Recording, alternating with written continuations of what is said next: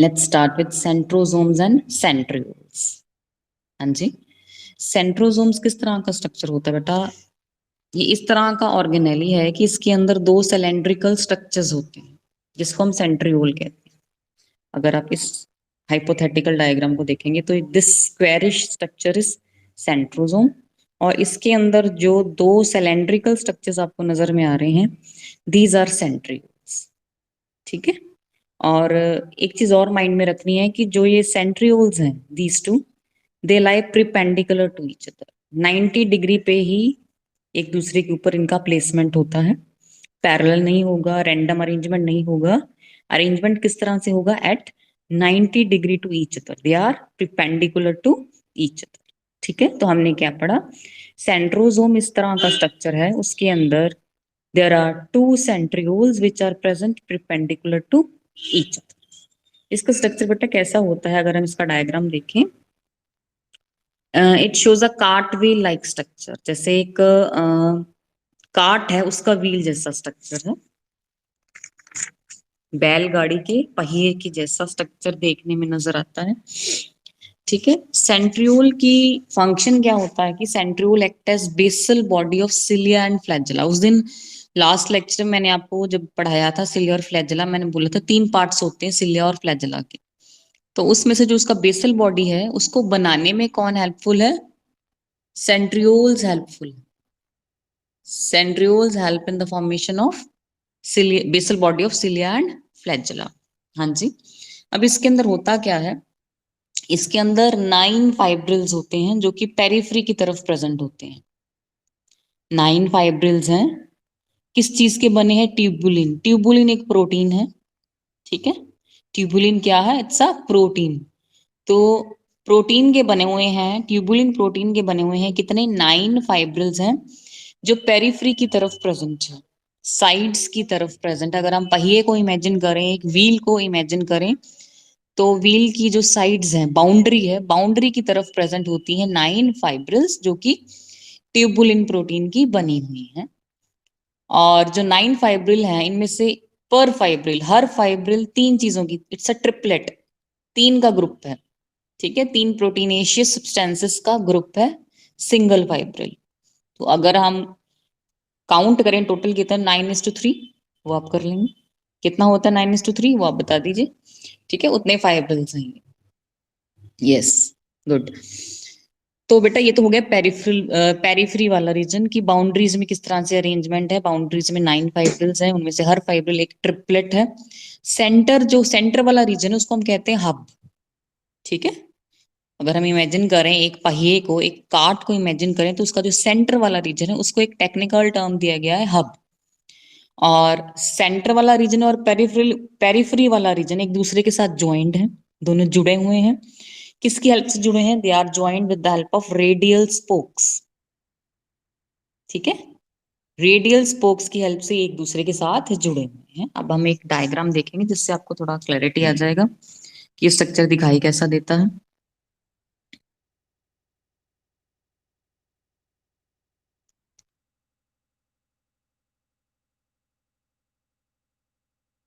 अगर सबसे पहले आप देखेंगे तो दिस इज अ सेंट्रियोल।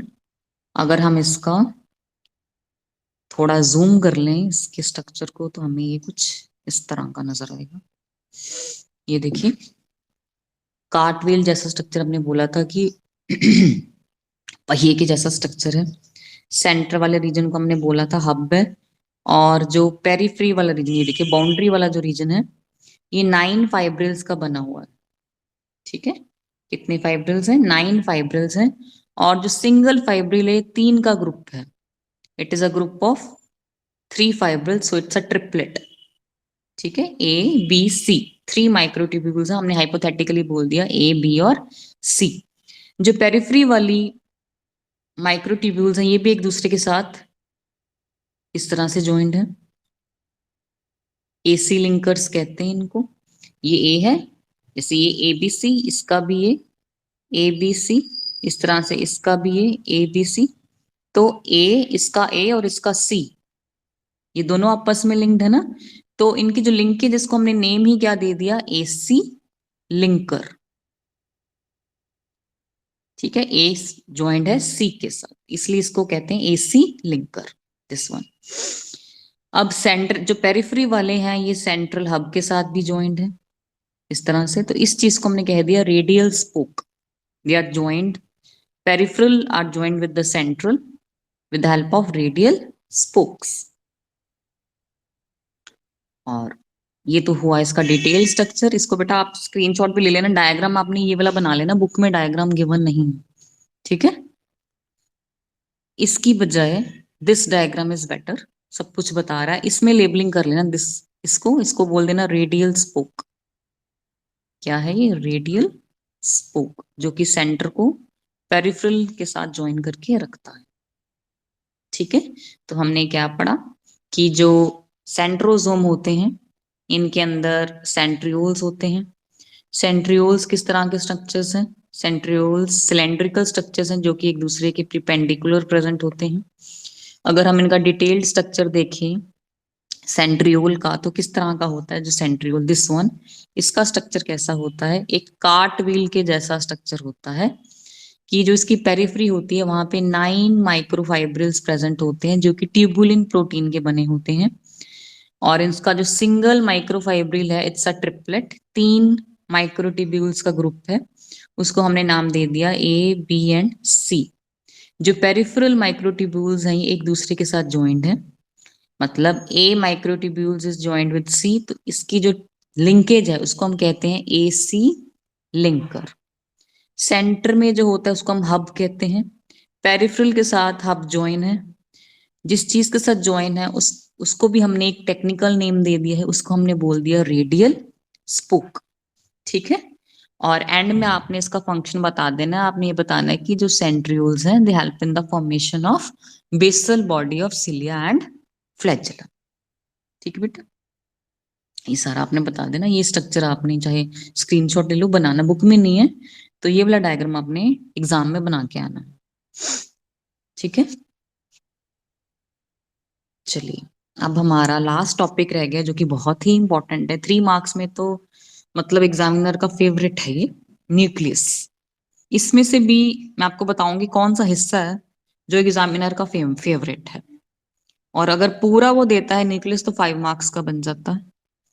3 और 5 मार्क्स का कोई भी क्वेश्चन आता है, चाहे आपसे पूछा है चाहे नहीं पूछा, डायग्राम के लिए ये मैंडेटरी होता है, बट ये रूल में होता है कि अगर 3 और 5 मार्क्स का बायो का क्वेश्चन है तो डायग्राम बनाना ही बनाना, चाहे एग्जामिनर ने पूछा है या नहीं पूछा, ठीक है। तो न्यूक्लियस के बारे में हम पढ़ते हैं। न्यूक्लियस जैसे हमारी बॉडी की कोई भी एक्टिविटी, ह्यूमन बॉडी की बात करें तो ह्यूमन बॉडी की कोई भी एक्टिविटी है, उस एक्टिविटी को कंट्रोल करने के लिए जो मास्टर ऑर्गन है हमारी बॉडी के अंदर वो है ब्रेन। इसी तरह से एक सेल की सारी एक्टिविटीज को कंट्रोल करने के लिए जो मास्टर ऑर्गेनेली है वो है न्यूक्लियस। सेल की सारी एक्टिविटीज को कौन कंट्रोल कर रहा है? न्यूक्लियस। अगर हम इसको थोड़ा इजी करके बात करें तो हम ये कह सकते हैं कि सेल का जो ब्रेन है उसको हम न्यूक्लियस कहते हैं।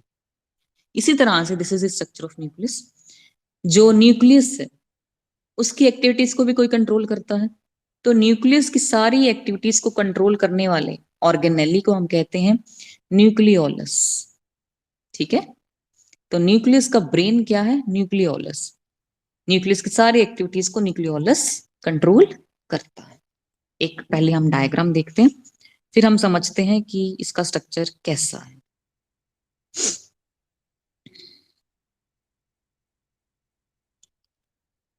ओवरव्यू में देखें तो डायग्राम इसका ऐसा नजर में आएगा। ये जो आपको मूव और वॉयलेट कलर का स्ट्रक्चर नजर में आ रहा है दिस इज न्यूक्लियस। और ये जो ब्लू कलर्ड आपको एक नेटवर्क नजर आ रहा है ऑर्गेनेलिस का, ये है एंडोप्लाज्मिक रेटिकुलम।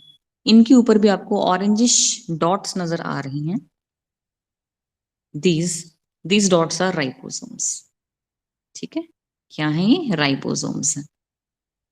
और जिन एंडोप्लाज्मिक रेटिकुलम के ऊपर राइबोसोम्स हो हम कह देते हैं they are RER, rough endoplasmic reticulum.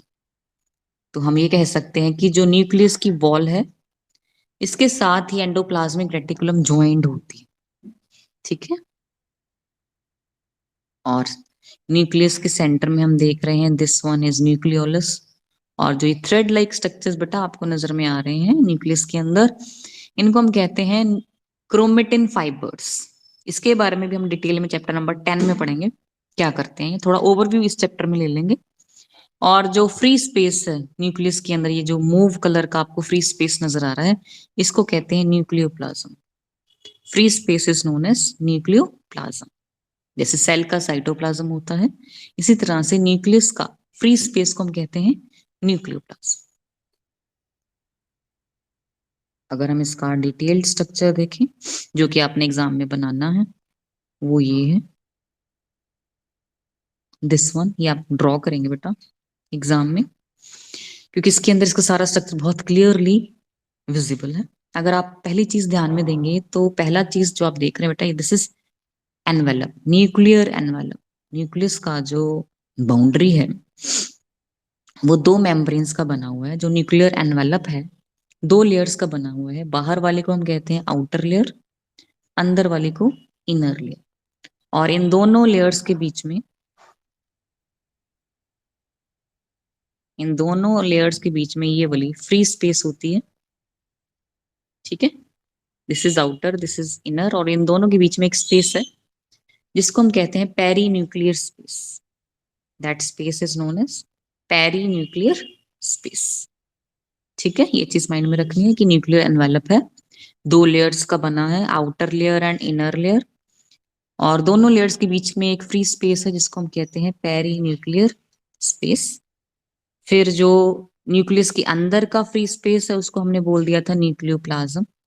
Nucleoplasm के अंदर थ्रेड लाइक स्ट्रक्चर्स हैं जिनको हमने बोल दिया था क्रोमेटिन फाइबर्स हैं। ये जो क्रोमेटिन फाइबर्स हैं इनका काम क्या होता है, ये कंडेंसेशन के बाद क्रोमोसोम बनाते हैं, ठीक है। कंडेंस होके क्या बना देंगे, क्रोमोसोम्स में चेंज हो जाएंगे।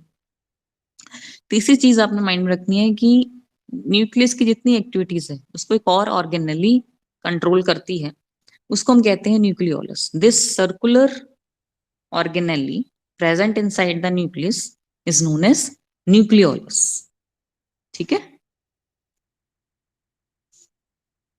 तो ये है इसका बेसिक स्ट्रक्चर, इसको फिर से मैं बताऊंगी आपको एक बार और, ठीक है।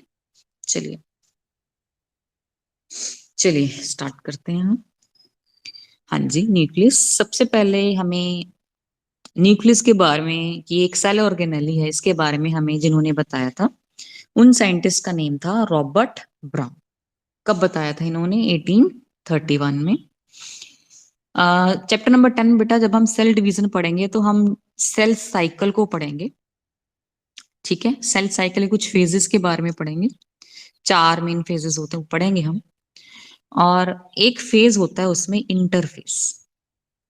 इंटरफेज वो फेज होता है जिसमें सेल डिवाइड नहीं करता, डिवीजन नहीं होती। इतना फिलहाल के लिए इतना ही याद रखो कि इंटरफेज वो स्टेज है जिसमें डिवीजन नहीं होती। सेल अपने आप को प्रिपेयर करता है, न्यूक्लियस अपने आप को प्रिपेयर करता है डिवीजन के लिए, लेकिन डिवीजन हो नहीं रही। इतना ही अभी फिलहाल के लिए आपने याद रखना है। तो जो इंटरफेज वाला फेज है उसमें न्यूक्लियस का स्ट्रक्चर कैसा है वो मैंने आपको पहले भी बताया, एक बार हम फिर से पढ़ते हैं। चार मेन हिस्सों में हम कह सकते हैं। न्यूक्लियर एनवेलप जो उसकी बाउंड्री है, दो लेयर्स की होती है, दोनों लेयर्स एक दूसरे के पैरेलल होती हैं, ठीक है। Outer layer and inner layer, दोनों के बीच की जो स्पेस है उसको हम कहते हैं पेरी न्यूक्लियर स्पेस, ठीक है। एक चीज और मैं आपको बताना भूल गई कि जो दोनों लेयर्स हैं, दोनों मेम्ब्रेन्स हैं, इनके बीच में कुछ जगह पे पोर्स होती हैं, जैसे कि ये यहाँ पे होल्स हैं, पोर्स हैं, इनको हम कहते हैं न्यूक्लियर पोर्स। यहाँ पे ज्वाइंट नहीं है न्यूक्लियर एनवेलप, ठीक है। तो इन पोर्स को हम कहते हैं न्यूक्लियर पोर्स। बेसिकली ये ट्रांसपोर्ट में हेल्प करती हैं। कोई सब्सटेंस अंदर से बाहर जाना है, बाहर से अंदर जाना है, तो उसके ट्रांसपोर्ट में ये हेल्पफुल होती हैं, ठीक है। दूसरी चीज बेटा आपने माइंड में रखना है कि क्रोमेटिन होता है जो कि थ्रेड लाइक स्ट्रक्चर्स हैं, प्रोटीन्स के ही बने हुए होते हैं। और जो फ्री स्पेस उसको हम न्यूक्लियोप्लाज्म भी कहते हैं या न्यूक्लियर मैट्रिक्स कहते हैं। न्यूक्लियस की जितनी एक्टिविटीज है उसको न्यूक्लियोलस कंट्रोल करता है। अगर न्यूक्लियोलस एक से ज्यादा हो तो प्लूरल फॉर्म में हम उसको कहते हैं न्यूक्लियोलाई। ठीक है, हाँ जी। अब अगर हम इनके नंबर की बात करें न्यूक्लियस के, तो जो न्यूक्लियस का नंबर है ये वेरी करता है स्पीशीज टू स्पीशीज। नॉर्मली क्या होता है, हर सेल में एक ही न्यूक्लियस होता है, लेकिन कुछ केसेस में एक से ज्यादा भी हो सकता है, और कुछ ऐसे सेल्स भी होते हैं जिनमें न्यूक्लियस प्रेजेंट नहीं होता, उनका जो नेबरिंग सेल होता है उसका न्यूक्लियस उस पर्टिकुलर सेल की एक्टिविटी को कंट्रोल करता है।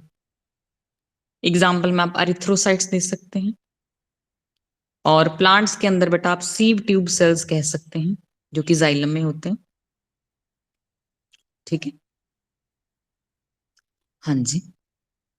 अब जो एंडोप्लाज्मिक रेटिकुलम न्यूक्लियर एनवेलप के साथ ज्वाइंट है उसके ऊपर राइबोसोम्स होते हैं।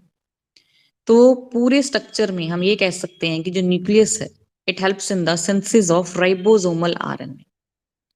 राइबोसोमल आरएनए को बनाने में इनडायरेक्टली ये काम करता है। कंडेंसेशन, जब क्रोमेटिन फाइबर्स का कंडेंसेशन हो जाता है, मैंने आपको बताया था कि कंडेंसेशन के बाद क्रोमेटिन फाइबर क्रोमोसोम्स में चेंज हो जाते हैं। This is the structure of a chromosome. ये देखिए, ये एक आर्म है क्रोमोसोम की, this is the second arm of chromosome. और अगर आप देखेंगे तो एक कॉन्स्ट्रिक्शन होती है जिसको हम सेंट्रोमियर कहते हैं। ये क्रोमेटिड्स हैं, जो क्रोमेटिन फाइबर उसमें कंडेंसेशन हो गई, कंडेंसेशन के बाद वो क्रोमोसोम में चेंज हो गया। जब वो क्रोमोसोम में चेंज हुआ, ठीक है, इस तरह का स्ट्रक्चर बन गया, इसको कहते हैं प्राइमरी कॉन्स्ट्रिक्शन। प्राइमरी कॉन्स्ट्रिक्शन, और इसको नाम दिया गया है, टेक्निकल नेम दिया गया है सेंट्रोमियर। ठीक है, प्राइमरी कॉन्स्ट्रिक्शन को एक नाम दिया गया है सेंट्रोमियर। ये क्या करता है, ये क्रोमेटिड्स को, सिस्टर क्रोमेटिड्स को आपस में ज्वाइन करता है। इन दोनों को ज्वाइन करने के लिए ये एक कॉन्स्ट्रिक्शन है जिसको हम कहते हैं सेंट्रोमियर।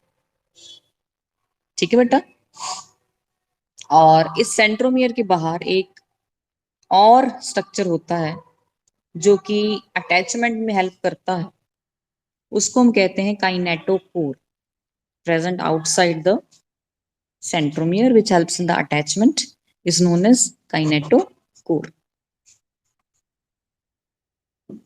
ठीक है बेटा, इतना ही फिलहाल के लिए करना है कि जो क्रोमेटिन फाइबर्स हैं कंडेंस हो गए, कंडेंस होकर क्रोमोसोम बना दिया। क्रोमोसोम का स्ट्रक्चर देखें तो क्रोमेटिड इसकी सिस्टर क्रोमेटिड्स हैं, आपस में ज्वाइंड हैं through a constriction known as centromere. Human beings की बात करें तो ह्यूमन बींग्स के अंदर टोटल 46 क्रोमोसोम्स होते हैं और पेयर्स में प्रेजेंट होते हैं। तो हम कह सकते हैं ह्यूमंस में 23 पेयर्स हैं क्रोमोसोम्स के, 23 पेयर्स हैं ह्यूमन बींग्स के अंदर, जिसमें से अगर हम बात करें तो जो 22 पेयर्स हैं क्रोमोसोम के बेटा, they are autosomes. 22 pairs of chromosomes in humans are autosomes, और एक ऐसा पेयर है जिसको हम कहते हैं एलोसोम। ये टेक्निकल टर्म्स हैं, allosome. Allosome means sex chromosome. इसको एलोसोम या सेक्स क्रोमोसोम क्यों कहा जाता है, बिकॉज ये जो नेक्स्ट जनरेशन उसमें जो बेबी होगा उसके सेक्स को डिटरमिन करती है। या तो ये एक्स एक्स होगा या एक्स वाई होगा, इस तरह से ये पेयर, इस पेयर में या एक्स एक्स क्रोमोसोम्स होंगे या एक्स वाई क्रोमोसोम होंगे। ह्यूमन बींग्स के अंदर अगर एक्स एक्स है तो इंडिविजुअल को हम फीमेल कहते हैं, और अगर एक्स वाई पेयर है क्रोमोसोम्स का तो हम इंडिविजुअल को मेल कहते हैं। Individual is known as male. ठीक है, तो इसीलिए इस पेयर की, because it determines the sex of the individual, that is why these are known as sex chromosomes, और टेक्निकली बोलें तो एलोसोम्स। ठीक है, एलोसोम्स कहा जाता है।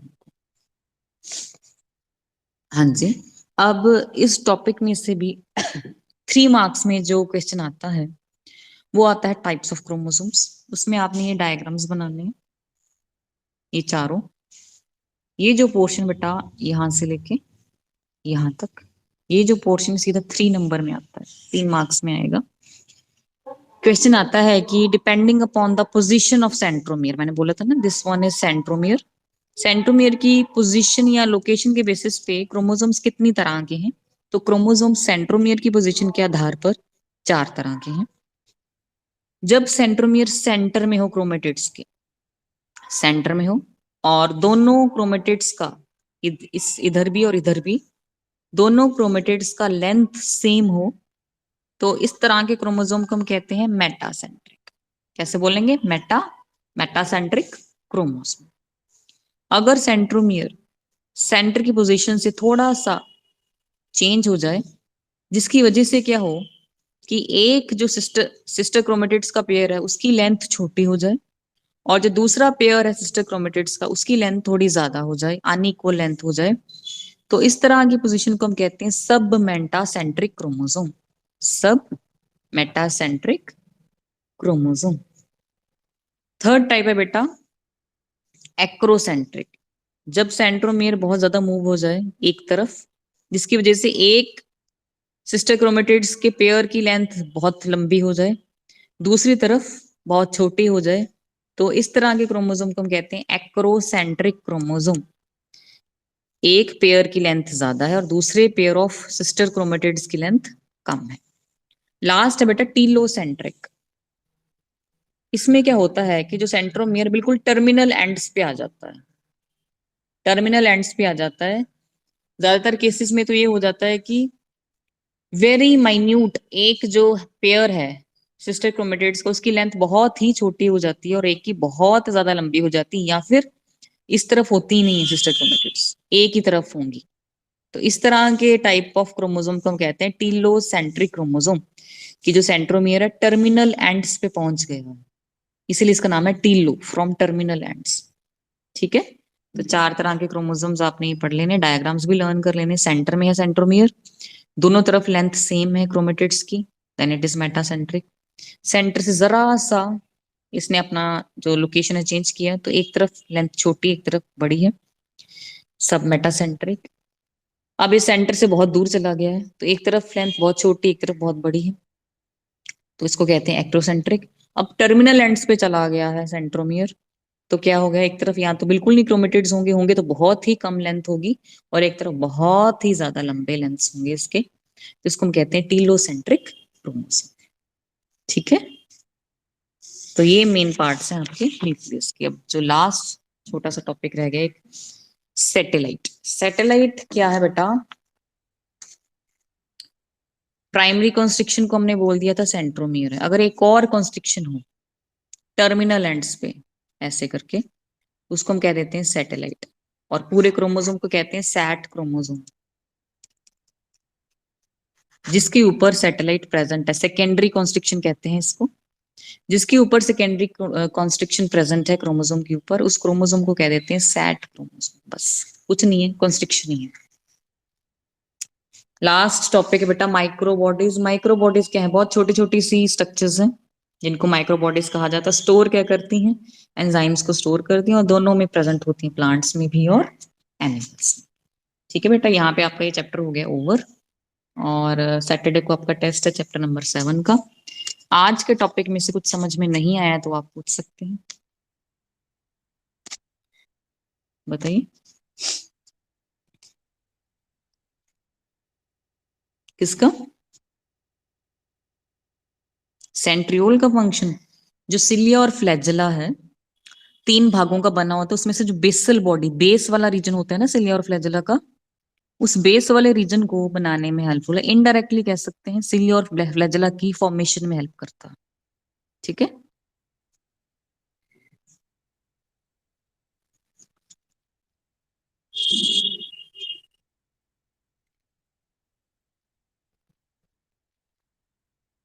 हाँ, इनकी 2 कैटेगरीज हैं प्रोकैरियोट्स और यूकैरियोट्स के अंदर, और दोनों कैटेगरीज किस चीज पे डिपेंडेंट है? इस चीज पे डिपेंडेंट है कि सेडिमेंटेशन कोफिशिएंट क्या, किस रेट पे ये सेडिमेंट हो रही है। और ये चीज बेटा आपने माइंड में रखनी है कि यूकैरियोट्स के अंदर हमेशा 80s होगा और प्रोकैरियोट्स के अंदर हमेशा 70s होगा। ये फिक्स्ड वैल्यू है, इसको हम चेंज नहीं कर सकते। ठीक है, अभी तक साइंटिस्ट ने जो ऑब्जर्व किया कि यूकैरियोट्स के अंदर इसका वैल्यू हमेशा 80s है, और प्रोकैरियोट्स के अंदर इसका वैल्यू होता है 70s। ये सेडिमेंटेशन कोफिशिएंट है। और एस का मतलब होता है स्वेडबर्ग यूनिट्स, किस रेट पे ये सेडिमेंट कर रही हैं, बैठ रही हैं सेंट्रीफ्यूगेशन के दौरान। फिक्स्ड वैल्यू, इसको तो लर्न ही करना पड़ेगा आपको। और दोनों के दो सब यूनिट होते हैं, चाहे प्रोकैरियोट है चाहे यूकैरियोट है। राइबोसोम के देर आर टू सब यूनिट्स, दो सब यूनिट है। हालांकि इसके बारे में आप 12th में पढ़ेंगे जब आप ट्रांसलेशन को पढ़ेंगे, मतलब प्रोटीन सिंथेसिस। हमने बोला था ना कि जो राइबोसोम्स है these are protein factories, proteins को बनाते हैं। तो ये प्रोटीन को बनाएंगे, तो प्रोटीन को बनाने का जो प्रोसेस है, अगर हम टेक्निकली बात करें तो उसको ट्रांसलेशन कहते हैं। ये 12th में पढ़ेंगे आप, ठीक है। अब ट्रांसलेशन के लिए, प्रोटीन सिंथेसिस के लिए राइबोसोम के दो हिस्से होते हैं, इस तरह से। This is structure of ribosome. इस वाले को कहते हैं स्मॉलर सब यूनिट, स्मॉलर सब unit. And this one is larger सब यूनिट, कैप लाइक जो है। ये सारा डिटेल में आप पढ़ेंगे कि मैसेंजर आरएनए है, उसके ऊपर कुछ कोडोन्स होती हैं। अभी समझ में नहीं आएंगे, 12th में जब आप पढ़ेंगे तो समझ में आएगा कि किस तरह से प्रोटीन, हम पूरा प्रोसेस पढ़ेंगे 12th में, प्रोटीन्स बनते कैसे हैं, डीएनए कैसे एनकोड करता है अपने आप को एंजाइम्स में या प्रोटीन में। फिलहाल के इतना याद रखो, यूकैरियोट्स के अंदर, यूकैरियोट्स के अंदर इनका वैल्यू हमेशा 80s है, जिसमें से जो एस है इट इज स्वेडबर्ग यूनिट। नीचे होगा उस तरफ, पता नहीं, मैं तो खुद नहीं आई हूँ। ठीक बेटा, स्वेडबर्ग यूनिट कहते हैं एस को।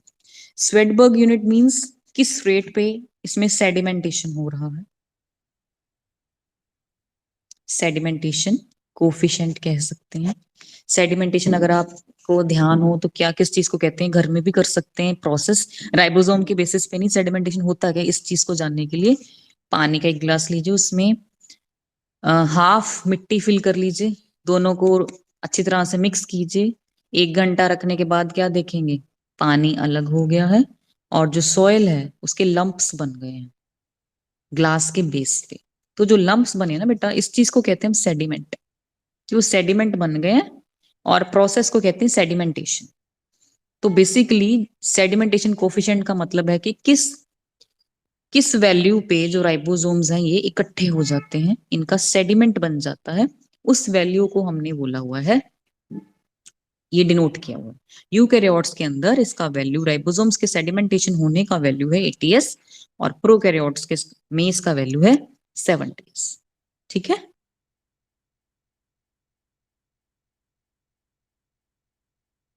हाँ जी, कोई और डाउट?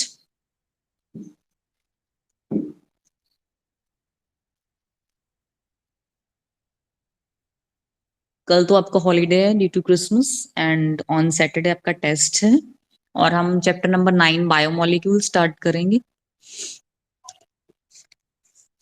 तो उसमें तो नोट्स के थ्रू ही करेंगे, ठीक है। बुक में थोड़ा लैंग्वेज उसका अलग है, तो इजी लैंग्वेज में हम उसको पढ़ेंगे, उसमें मैं आपको अपने नोट्स से पढ़ाऊंगी। चलिए, आज के लिए इतना ही है। और कोई आपको डाउट है, कुछ है पूछना है आपको, प्लीज आस्क। हम्म।